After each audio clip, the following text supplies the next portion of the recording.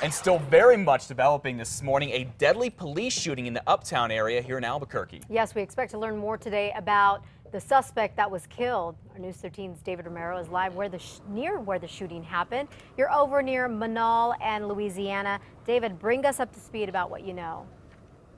Well, right now traffic is back open finally in both directions. It had been closed down for a while here on Manal going east and westbound. That opened up about some 40-some minutes ago. Take a look behind me right now. You can see that officers are still out here collecting evidence. They have been out here around the scene since 6 yesterday evening. It was at that time the police say a woman came into the music-go-round store and tried to return some stolen items that had been taken from the business earlier in the day. Now, police knew there was a truck parked outside the store that may have also been involved.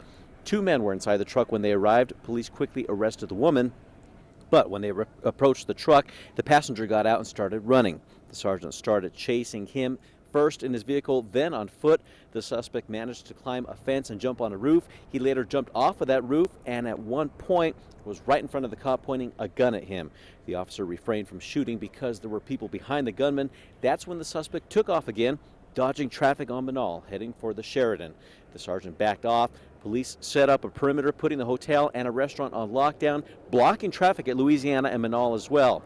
Now, the SWAT team and air support were also called in. They used a flare device, and air support was able to locate the suspect hiding in a bush at a nearby business. Then at about 8 p.m., as officers approached, he ran from the bushes toward them with a gun in his hand. One officer fired a shot, another threw a flashbang. The suspect continued to run and tried to kick in a business door, then turned again towards officers with the gun in his hand. That's when officers fired additional shots and the suspect fell.